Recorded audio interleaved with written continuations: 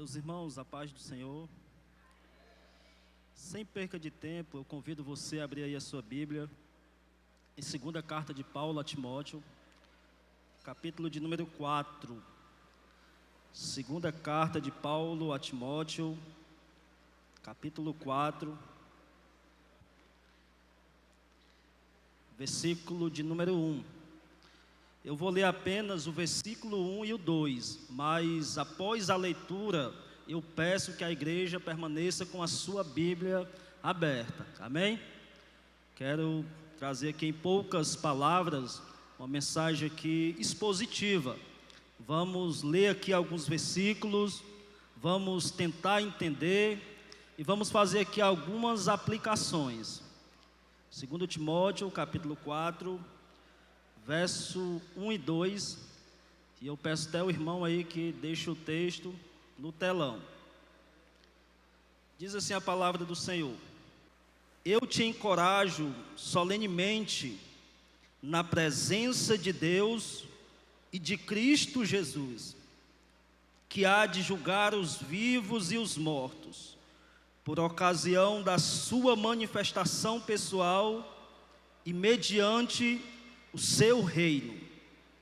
Prega a palavra, insiste a tempo e a fora de tempo, aconselha, repreende e encoraja com toda paciência e sã doutrina. Amém, irmãos? Peço a sua atenção nessa noite. Amém? Queridos, 2 Timóteo, capítulo 4, existe aqui um chamado, um convite de Paulo, que foi direcionado prioritariamente para Timóteo. Desde a primeira carta, do capítulo 1, Paulo ele vem instruindo Timóteo, diversos conselhos, diversos tratados. Paulo ele vem preparando Timóteo, ele vem instruindo, ele vem gabaritando Timóteo acerca do ministério. Quando chega na segunda carta, no capítulo de número 1, no versículo de número 6, Paulo, ele novamente vem tratando acerca desses assuntos concernentes ao ministério, ao chamado, ao serviço ministerial. No capítulo 1, no versículo 6, Paulo, ele conclui o seu apelo ao jovem Timóteo. Agora, quando chega aqui no capítulo 4, do versículo 1 até o versículo de número 5, Paulo agora, ele vai lançar um convite a Timóteo. Ele vai fazer um chamado a Timóteo.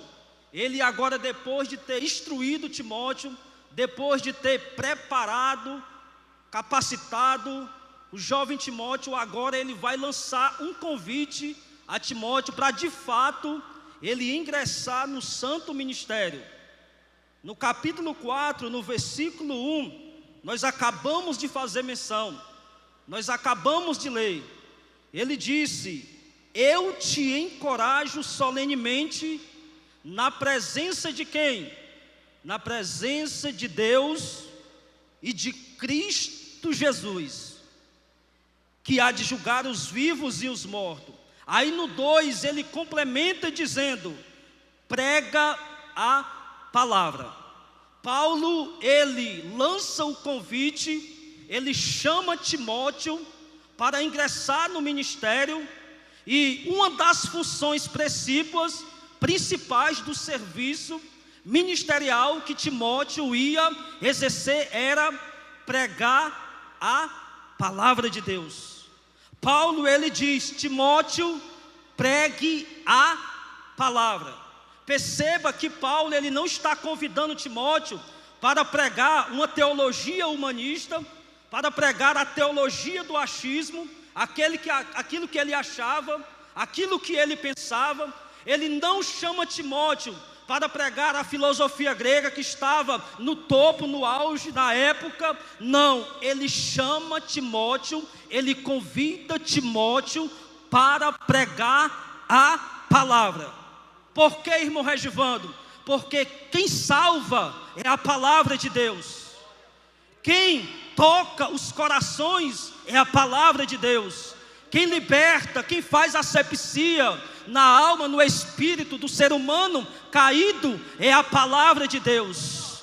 Quem salva, quem transforma, quem faz tudo é o Espírito Santo através da palavra de Deus. E eu quero aqui contextualizar este capítulo e já fazer aqui uma aplicação para nós nesta noite. Nós que estamos aqui, obreiros da casa do Senhor, e todos os amados irmãos da igreja, você que confessou a Jesus Cristo como seu Salvador, você que entregou a sua vida a Cristo, pode ter certeza que você foi convocado, você foi chamado para quê? Para pregar a palavra de Deus. Você é um agente, você é um porta-voz da palavra de Deus. Você, todos nós fomos chamados para pregar a palavra de Deus. É a palavra. Perceba que Paulo diz: Timóteo, prega a palavra. Nós, como os pregadores, nós não podemos jamais pregar aquilo que nós achamos, aquilo que nós bem pensamos, não. A palavra de Deus, a Bíblia Sagrada, ela é o objeto da nossa pregação. Porque Paulo diz que esta palavra aqui, ela é poderosa em Deus para destruir todos os sofismas, todas as heresias, todas as barreiras de Satanás e levar o pecador cativo a Jesus Cristo. É a palavra. Nós fomos chamados, convocados para pregarmos a palavra de Deus. Não existe um privilégio maior, não existe um serviço maior do que nós sermos servos, portadores, anunciantes das boas novas do Cristo que foi crucificado no alto daquela cruz, mas que ao terceiro dia ressuscitou, vive eternamente, está presente aqui no nosso meio nessa noite, representado pelo seu Espírito Santo. Não há privilégio maior, não há alegria maior para nós do que pregarmos a palavra. Ele diz: Timóteo, pregue a palavra, quer oportuno ou não. Ou seja, se a situação está boa, Timóteo, pregue a palavra. Mas se a situação não está, se existem adversidades ao redor, pregue a palavra do mesmo jeito. Oh, aleluia, ele convida Timóteo para pregar a palavra de Deus. Então, aqui do verso 1 até o verso 5, existe aqui um chamado para Timóteo. E nós também, essa palavra aqui, ela se estende a todos nós. Nós fomos chamados, nós fomos comissionados por Cristo para sermos anunciantes da palavra de Deus. É bem verdade que nós podemos anunciar de diversas formas. Nós podemos anunciar a palavra verbalmente, através da nossa voz, através da exposição da mesma. Mas nós também anunciamos através das nossas atitudes, das nossas ações, da nossa conduta, do nosso comportamento de vida todos os dias. O saudoso pastor e doutor Billy Graham, ele dizia que nós somos as Bíblias que o mundo lê todos os dias. Ele disse: nós somos os sermões que o mundo todos os dias está ouvindo, de uma maneira direta, através da sua voz, através da minha voz, ou através das nossas ações. As pessoas estão sendo chamadas ao arrependimento e estão sendo convocadas a aceitarem a Cristo como seu único e suficiente Salvador. Existe um chamado, existe aqui um convite, existe aqui uma convocação da parte de Deus que se estende até nós. Que nem eu falei, prioritariamente foi uma carta direcionada ao jovem Timóteo. Mas essa carta aqui, ela se aplica a toda a igreja, em todo o decurso da história da igreja. Se aplica a todos os cristãos. E nós fomos convidados para pregar a palavra. Agora perceba que as coisas elas vão ficando mais estreitas. O capítulo ele vai se afunilando, ele vai nos confrontando de uma maneira mais veemente, porque Paulo disse que diante desta pregação, diante do momento que nós vamos pregar, que Timóteo pregava, existia testemunhas.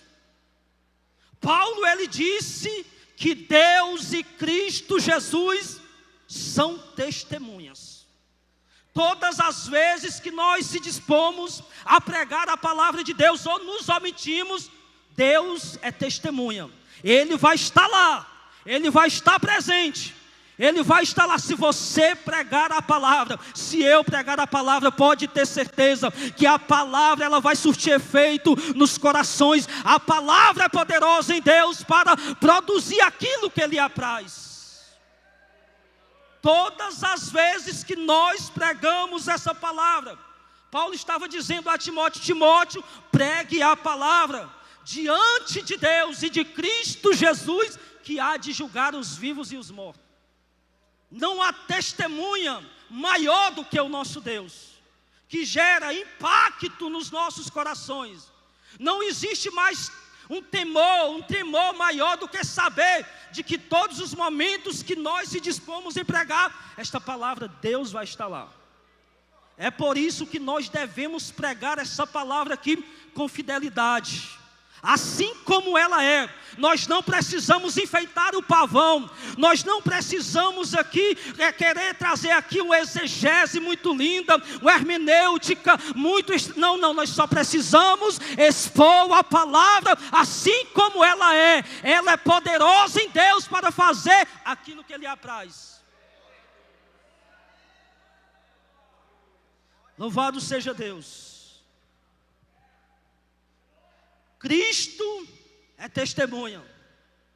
É por isso que a motivação do pregador, a nossa motivação tem que ser em ver a igreja de Cristo Jesus sendo edificada, e vermos as pessoas que ainda não confessaram, não conhecem a Cristo, chegue ao pleno arrependimento. Esse é o nosso objetivo. Agora olhe comigo o versículo 3, para que a gente possa aqui ir compreendendo o texto aqui à luz do seu contexto. Ele disse: portanto, Timóteo, chegará o tempo em que não suportarão o santo ensino. Ao contrário, sentindo coceira nos ouvidos, reunirão mestres para si mesmo, de acordo com as suas próprias vontades. Tais pessoas se recusarão a dar ouvidos à verdade, voltando-se para mitos. Paulo disse que ia chegar o tempo, e eu afirmo aqui categoricamente que nós estamos vivendo esse tempo, aonde existe lá fora, não aqui, uma enxurrada de falsos pregadores, de falsos mestres, com o evangelho sem cruz, com o evangelho antropocêntrico, colocando um ser humano acima de Cristo, tirando o Cristo do centro e colocando o homem lá, e fazendo tudo aquilo que gira em torno do benefício do próprio homem. Falsos mestres, falsos pregadores, que estão pregando um evangelho distorcido, um evangelho diluído, um evangelho açucarado, um evangelho sem Cristo e sem cruz. Nós estamos vivendo esse período, mas eu louvo a Deus, porque em todas as épocas, em todos os períodos, o Senhor Jesus Cristo, Ele sempre manteve a sua igreja, os seus remanescentes, o seu povo fiel na sua palavra. Ele sempre manteve fiel a sua igreja, uma igreja que é alicerçada, que é embasada nas sagradas escrituras. Deus, Ele vai sempre conservar essa igreja aqui como uma igreja apologética, uma igreja que tem a palavra de Deus como base, como regra máxima de fé e prática.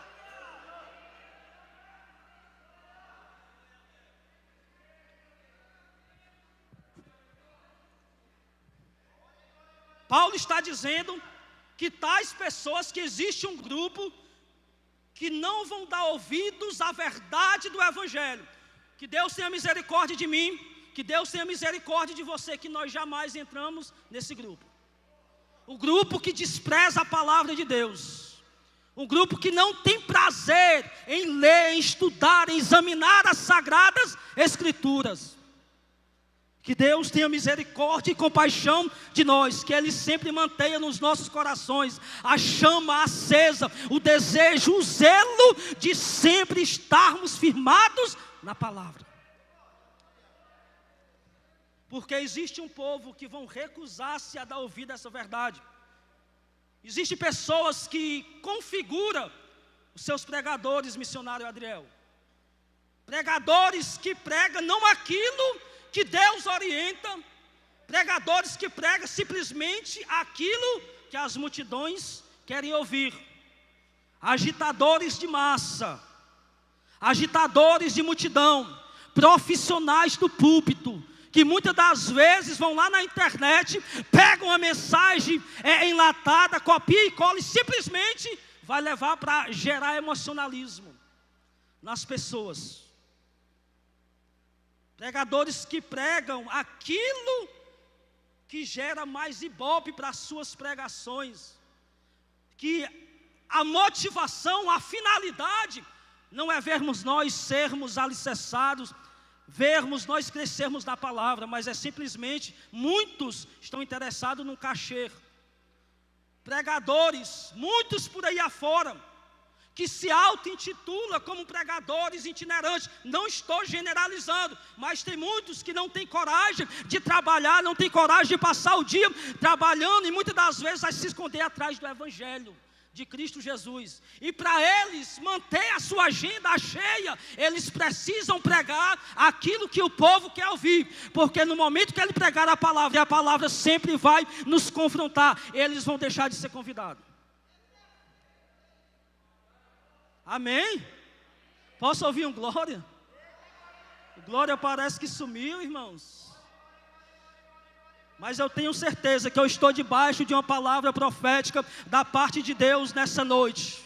E eu tenho certeza que essa palavra aqui, ela nunca volta vazia. Eu sei que isso não vai acontecer, mas ainda que todos vocês não a recebessem, ela não voltaria vazia, porque eu guardaria ela na tábua do meu coração. Existe uma multidão, e essa mesma multidão, essas massas, as massas são muito manipuláveis. Elas configuram os seus pregadores, e que nem eu falei, essa palavra aqui, ela sempre vai nos confrontar. Ela sempre vai contra a nossa natureza humana decaída. Ela sempre vai contra as nossas vontades pessoais. Paulo está dizendo, Timóteo, essas pessoas vão recusar-se a dar ouvido à verdade, mas há um porém. Paulo usa aqui uma palavra que no nosso português é uma conjunção adversativa, ou seja, ele vai mudar completamente o assunto dizendo, mas porém, Timóteo, tu, olha o que é que ele diz no versículo 5, tu, Timóteo, no entanto, ser equilibrado em tudo, suporta os sofrimentos e faz a obra de Deus como evangelista e cumpre o teu ministério. Perceba aqui o versículo 5 que Paulo está dizendo, suporta o quê? Os sofrimentos. Porque o evangelho de Cristo é um evangelho que tem lutas, que tem dificuldades, que tem adversidades. O evangelho de Cristo não é um mar de rosa. O evangelho de Cristo não é para a realização dos nossos sonhos. Não, essa não é a proposta do evangelho. Evangelho é luta, é tribulação, mas deixa eu te falar uma coisa, em todas as tribulações, em todas as lutas, em todas as adversidades, a graça de Cristo está sobre nós, está conosco, e Ele nos faz sermos mais do que vencedores em Cristo Jesus. É luta. Paulo falou em 2 Coríntios capítulo 4, versículo 8, olha o que é que Paulo diz, em tudo somos atribulados, mas não angustiados, perplexos, mas não desanimados, perseguidos, mas não desamparados, abatidos, mas não destruídos, levando sempre no nosso corpo o sofrer e o morrer de Cristo, para que a vida de Cristo se manifeste. É por isso que nós não atentamos nas coisas que se veem, porque as coisas que se veem são passageiras, são transitórias. Aí ele vai dizer, Por isso fixamos a nossa atenção naquilo que não se vê, porque aquilo que não se vê são eternos. E aí ele diz, aleluia, ele conclui dizendo que a nossa leve e momentânea aflição que sentimos aqui na face dessa terra produz para nós um peso muito excelente de glória. Em Filipenses capítulo 4, a partir do versículo 11, Paulo disse: eu aprendi a me contentar com tudo. Eu sei estar honrado, mas eu sei estar humilhado. Eu sei estar abatido, eu sei estar alegre. Eu sei estar em abundância, mas eu sei estar em escassez. Eu sei passar fome. Em todas as maneiras, em todas as situações, eu aprendi, me contei. Ele vai dizer no versículo 13: porque eu posso todas as coisas naquele que me fortalece. Mas deixa eu destacar aqui uma observação. Não quero aqui transparecer que eu sou o detentor da verdade, jamais. Mas muitos pegam o versículo 13, isolado do seu contexto, e dizem assim: eu posso todas as coisas. Eu posso fazer tudo. Eu posso decretar a vitória. Eu posso decretar a cura. Eu posso decretar tudo. Eu posso fazer tudo. Mas há um porém. Esse poder que Paulo está falando aqui em Filipenses 4, a partir do 11, não é poder para fazer. É poder para suportar. Suportar o quê? A humilhação, a escassez, a fome, a adversidade. Em tudo isso, a graça de Cristo nos capacita e nos habilita e nos faz triunfarmos em vitória, para a glória do nome do Senhor Jesus.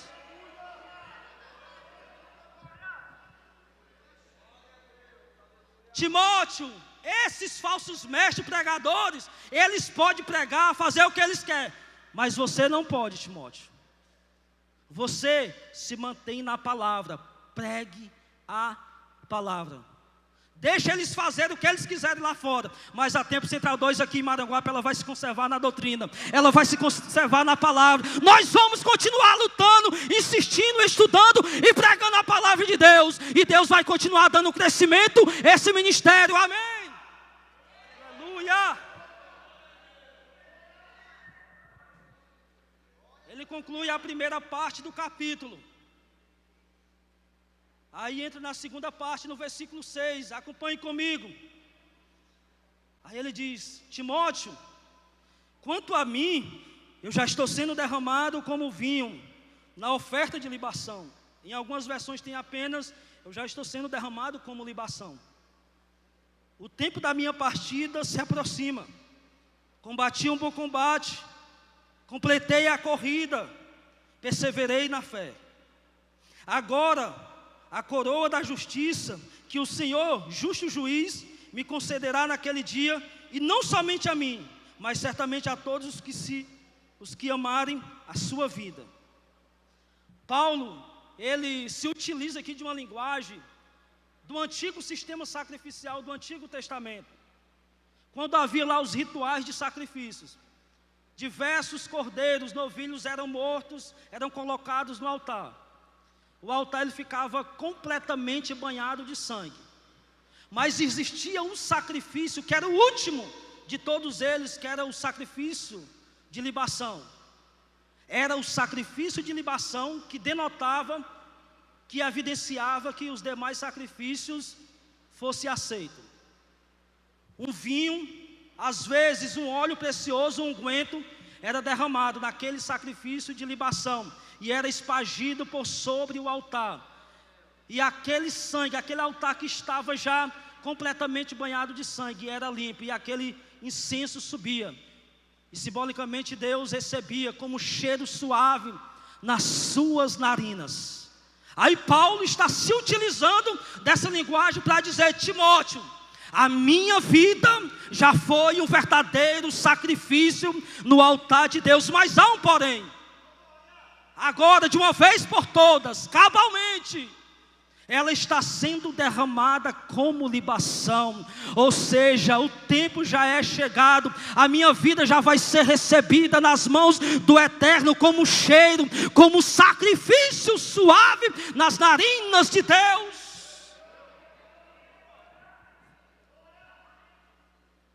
Perceba, irmãos, que o capítulo ele vai se afunilando. Louvado seja o nome do Senhor. E Paulo aqui ele está se utilizando de um modelo, de um padrão, de um paradigma para aquele jovem que estava agora prestes a tomar a sua decisão, que era ingressar no santo ministério.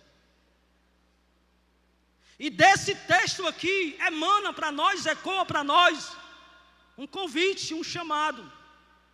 Da mesma forma que Paulo, ele perguntou a Timóteo: Timóteo, você quer de fato ingressar nesse ministério? Você quer ser de fato um servo de Deus, falando aqui nas palavras simples? E eu faço essa mesma pergunta: você quer de fato esse evangelho? Você hoje, nessa noite, você de fato quer continuar firme, perseverando nesse evangelho que está aqui, que foi mencionado por Paulo? Um evangelho que tem lutas, que tem sofrimentos. No capítulo 3, no versículo 12, ele disse: de fato, todas as pessoas que almejam viver piedosamente em Cristo Jesus serão perseguidas. Jesus falou em João 16:33 que no mundo vocês vão ter aflições, mas tende bom ânimo. A pergunta é: você de fato quer continuar ingressado nesse ministério, nesse evangelho? Que nem eu falei, é um evangelho que é diferente do falso evangelho que está sendo pregado lá fora. É um evangelho que tem cruz, é um evangelho de abnegação, é um evangelho de renúncia, é um evangelho que nós vamos ter que muitas das vezes abrir mão dos nossos sonhos, projetos, desígnios pessoais que não estão alinhados com a vontade de Deus e se submeter completamente à vontade do Senhor. Você quer ingressar nesse ministério? No evangelho que nós vamos ter que abrir mão de muitas vontades, de muitas idealizações pessoais nossas, simplesmente para seguir os passos do nosso mestre, o caminho do Senhor. E deixa eu te falar, ainda que aparentemente na nossa ótica limitada humana pareça não valer a pena, parece que não vai trazer nada de bom, eu te digo que vale a pena. Vale a pena perseverar em Cristo Jesus. Vale a pena passar por tantas adversidades e continuar fiel e constante na presença do Senhor. Paulo disse em 1 Coríntios capítulo 15, versículo 58: portanto, meus amados irmãos, em Cristo Jesus, sede firmes e inabaláveis na obra do Senhor, sabendo que no Senhor o vosso trabalho não é vão. Ainda que aparentemente a gente não obtenha retornos, e o retorno é bem verdade que nós vamos ser abençoados em todas as esferas, mas o retorno principal, a bênção principal, nós vamos receber daqui a pouco, irmãos. Quando sair aí, em breve vai sair uma notícia que essa igreja aqui foi arrebatada, Jesus Cristo voltou. Uma notícia vai explodir aí em todos os veículos de comunicação, até na rede esgoto de lixo. Ela vai falar lá: de repente um povo desapareceu lá do Maranguape. De repente uma igreja aí foi arrebatada. Um povo sumiu. E para onde foi esse povo? Esse povo foi embora, morar lá em Sião. Aleluia! Você ainda acredita nessa bendita esperança? Nesse grande dia nós vamos receber, nós vamos ter o maior retorno, a maior bênção. E deixa eu falar para vocês aqui, a maior bênção não é nós recebermos as coroas, dádivas lá, não. A maior bênção, sabe o que é? Nós vamos ver Ele assim como Ele é. João falou em Apocalipse que nós vamos contemplar o rosto dEle. Nós vamos ver aquele que subiu na cruz do Calvário, que foi moído, que a sua carne foi feita em frangalhos, que foi desprezado, mas Ele vai estar lá com o corpo de glória. Aleluia, nós vamos ver Ele, nós vamos estar com Ele. Não existe bênção maior. O céu só é céu por causa que Ele está lá. Uma vez eu ouvi um certo pregador dizendo: quando eu chegar lá no céu, a primeira coisa que eu quero ver Abraão, eu quero ver Davi, eu quero ver Paulo, não sei o que e tal. Eu disse assim: todos estes foram heróis da fé. É verdade, mas quando eu chegar lá, eu quero ver Jesus. Ele é maior do que Paulo, Ele é maior do que todos, Ele é mais sublime, só Ele é o Senhor.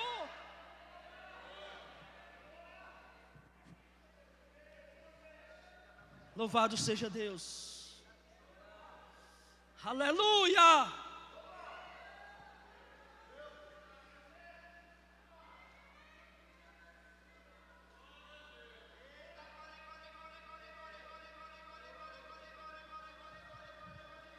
O caminho continua estreito, a porta continua estreita. Ele não falou em Mateus 7, 13 e 14? Lá fora estão tentando enlarguecer o caminho, as portas aí, mas o caminho para a eternidade continua estreito. É um caminho de luta, mas Ele está conosco todos os dias. Ele nos prometeu: eu estou convosco todos os dias, até a consumação dos séculos. Oh, glória a Deus, Ele está conosco. Versículo 9, queridos, para nós caminharmos aqui para a conclusão. Ele diz: Timóteo, procura vir ter comigo depressa, porque Demas, havendo amado mais o mundo secular, me abandonou e se foi para Tessalônica. Ele cita o exemplo aqui de um jovem que, nas cartas paulinas, nas 13 cartas que Paulo escreveu, este rapaz aqui, seu nome vai ser mencionado 3 vezes. Primeira vez ele vai aparecer como cooperador, a segunda vez apenas como Demas, e aqui como aquele que abandonou o Senhor Jesus, o ministério, e amou o presente século. Se este jovem aqui, naquela época, que não tinha rede social, que não tinha internet, que não tinha Instagram, que não tinha Twitter e muito mais aí, ele foi atraído por aquele sistema, ele foi levado. Que dirá nós se não vigiarmos? Que dirá nós se não firmarmos a nossa vida na palavra de Deus? Que vivemos em um século cheio de atrações, cheio de atrativos. Tudo aquilo que a nossa natureza humana pecaminosa, ela almeja, o mundo lá fora tem. Existem muitas propostas, existem muitos convites, mas nós vamos continuar perseverando em Cristo Jesus.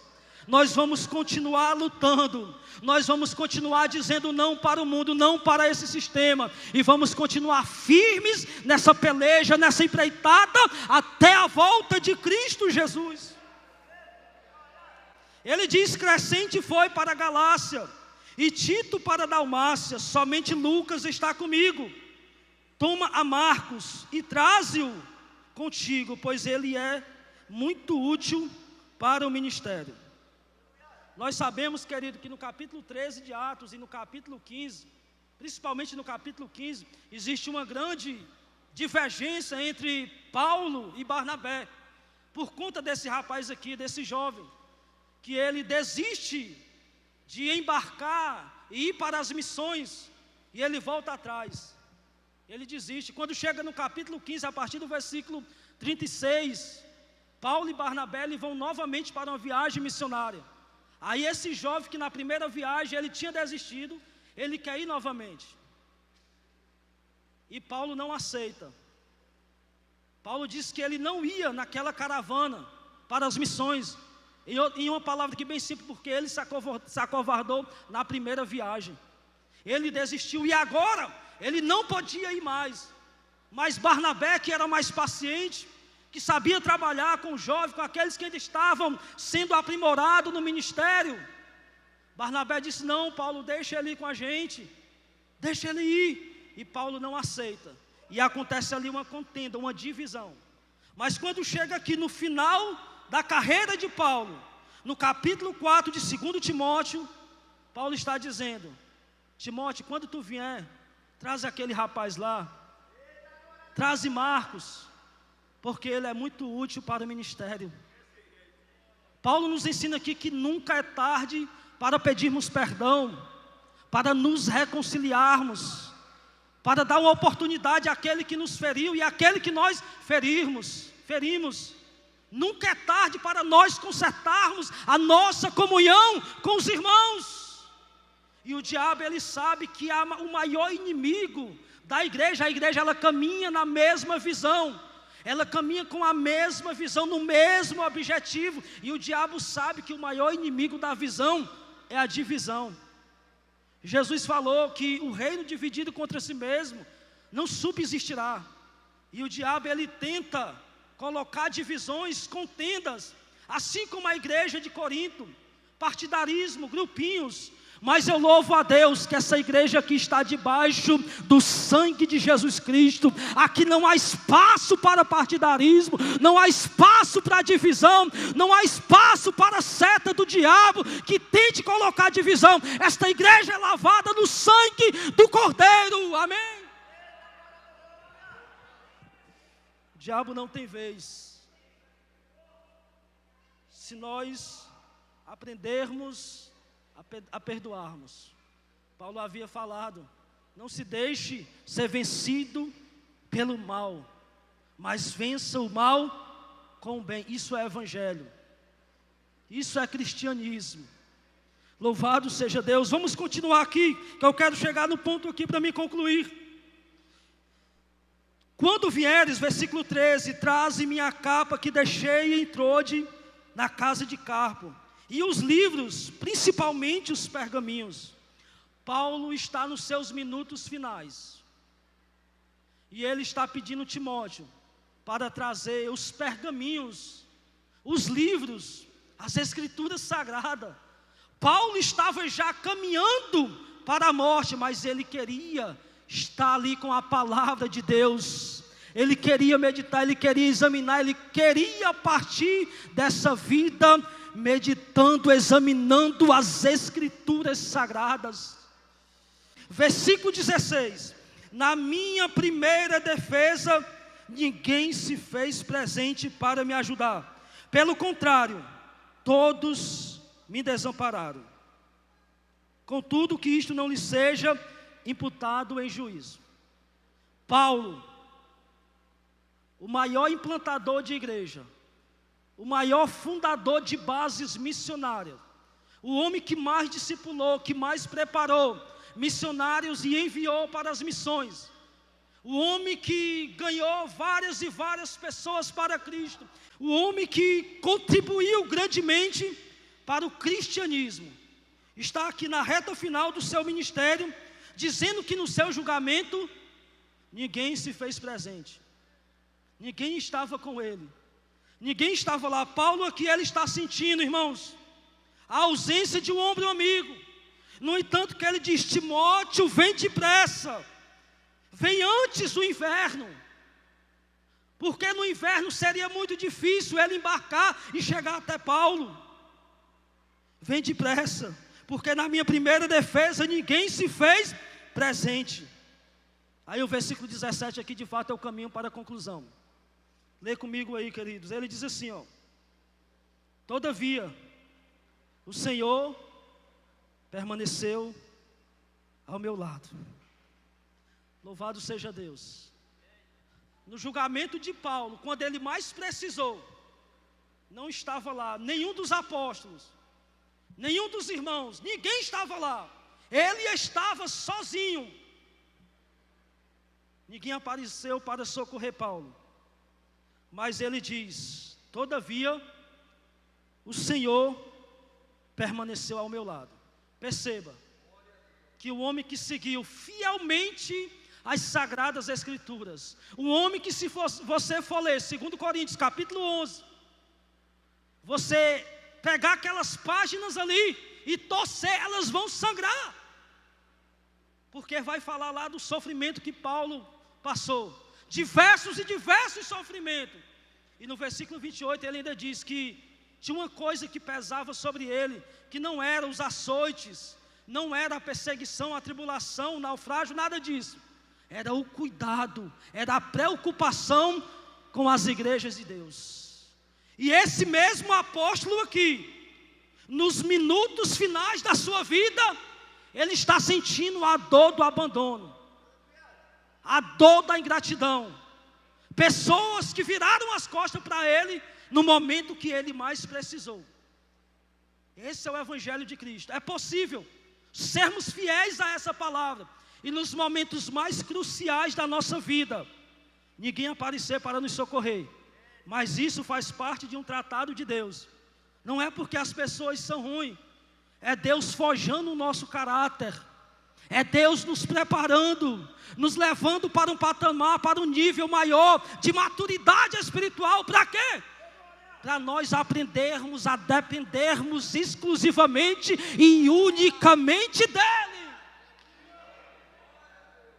É possível chegar no final da carreira e todos que você pregou, discipulou, ajudou, virar as costas para você.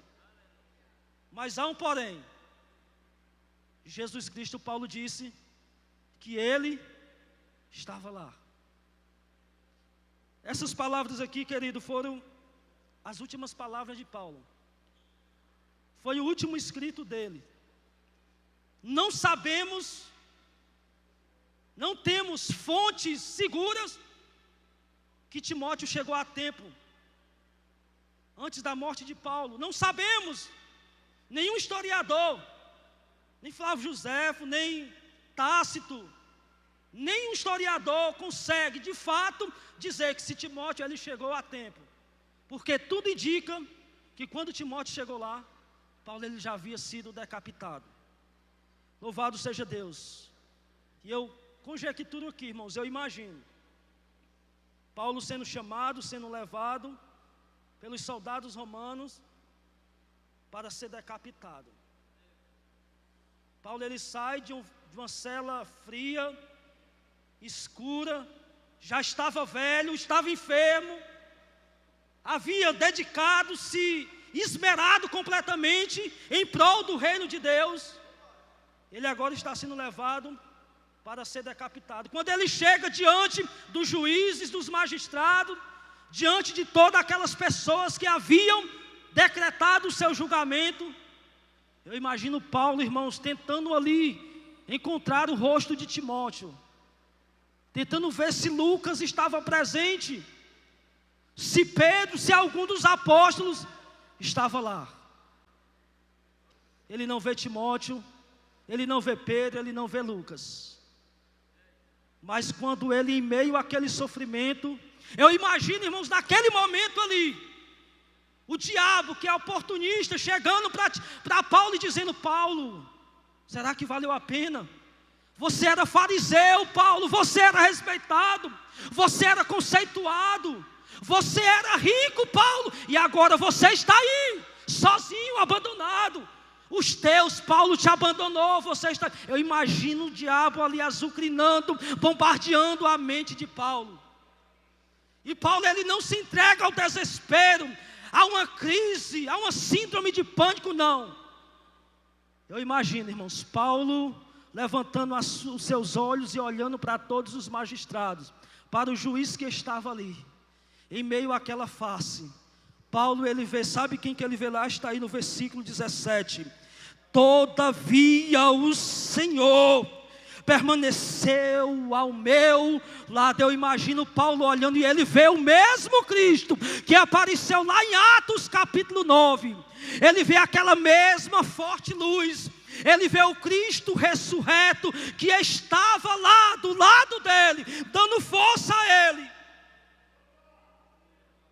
E ele mesmo diz: e me abençoou com forças para que por meu intermédio a mensagem fosse plenamente proclamada. É possível chegar no final da carreira e não ter ninguém, mas deixa eu te falar uma verdade. Pode ter certeza, que Jesus Cristo, Ele sempre vai estar lá, com aquele mesmo olhar que Ele olhou para você no dia que você entrou por essas portas aqui e confessou o nome dEle como seu Salvador, com aquele mesmo olhar de amor amoroso, que te aceitou no pecado, quando você ainda estava lá jogado, estava lá no mar de pecado, e Ele recebeu você aqui de braços abertos. Ele sempre vai estar com você, te dando graça. Ele sempre vai estar com você até o fim do ministério. Versículo 22, para finalizar. O Senhor seja com teu espírito. A graça seja com todos vós. Paulo, ele vai desejar para Timóteo aqui: Timóteo, ele poderia muito bem: eu desejo que você realize todos os seus sonhos, que você realize todas as suas conquistas, que você fique rico, que você possua isso, aquilo. Não, não. Sabe o que é que Paulo vai dizer, Timóteo? Que a graça seja contigo.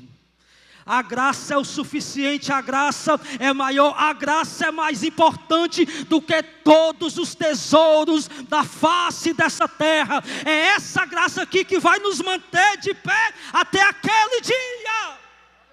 E para me finalizar e passar o microfone, você quer continuar nesse evangelho? Posso ouvir um amém? Posso ouvir um aleluia? Posso ouvir um glória a Deus? A graça seja com todos vós. A graça de Deus é com esta igreja. É a graça que te coloca de pé. É a graça que está te capacitando para o santo ministério. É a graça que vai mover você até aquele dia. É a graça de Deus. Se porventura tem alguém aqui nessa noite nos visitando que ainda não confessou a Jesus como seu Salvador, você tem a oportunidade de confessar Ele nessa noite, de aceitar Ele como seu suficiente Salvador. Vai ter lutas, vai ter dificuldades, mas a graça vai estar com você. Ele vai estar te fortalecendo. Não perca a oportunidade de confessar a Cristo como seu único e suficiente Salvador nesta noite. Quantos recebem essa palavra? Amém.